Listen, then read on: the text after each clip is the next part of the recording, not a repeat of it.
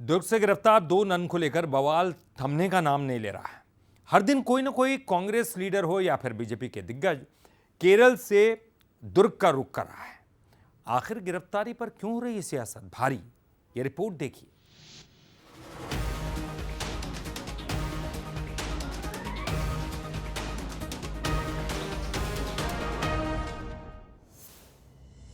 दुर्ग का ये बवाल फिलहाल केरल विधानसभा चुनाव का सबसे बड़ा मुद्दा बना हुआ है।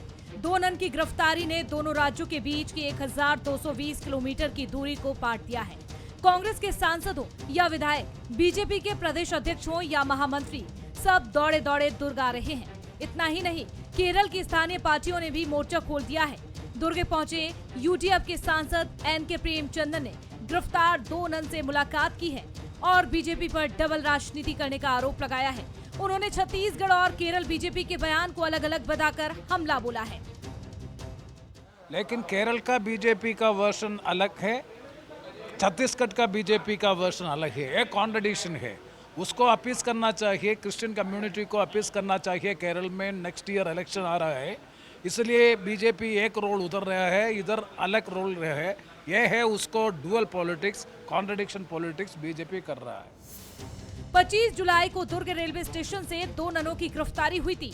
इन पर धर्मांतरण और मानव तस्करी के आरोप लगे थे। संसद में भी इस मुद्दे पर हंगामा हुआ था।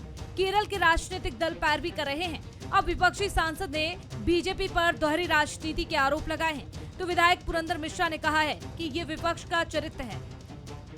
देखिए, कांग्रेस हर समय राजनीति करती है, 140 साल से राजनीति ही करती आ रही है। और गलत को सच और सच को गलत बताने का जो करते हैं, इनके मुंह से सही शब्द नहीं निकलता। चाहे वो पंडित जवाहरलाल नेहरू जी हो, चाहे इंदिरा गांधी हो, चाहे मनमोहन सिंह जी हो, चाहे दीपक भाई जी हो, इनका इसी टाइप का क्रम चलते रहता है। और उन्होंने अपने पार्टी का इसलिए सत्यानाश कर दिया कि जनता जनार्दन को, कार्यकर्ताओं को सच से परे रखते हैं और अपने मुंह में जो आए वो बोलते हैं। आने वाले साल में केरल के विधानसभा चुनाव होने हैं, जहां हिंदू मुस्लिम के बाद ईसाई तीसरी बड़ी आबादी है। दुर्ग से दो नन की गिरफ्तारी हुई तो सारे मुद्दे छोड़कर नेता गिरफ्तारी को एजेंडा बनाने में जुट गए हैं। तो वहीं बीजेपी इस मामले को जल्द से जल्द सुलझाने की कोशिश में लगी है। ऐसे में छत्तीसगढ़ में हुई गिरफ्तारी से केरल में किसे कितना नफा नुकसान होगा, ये आने वाला वक्त बताएगा। शिखर देवांगन, बंसल न्यूज, रायपुर।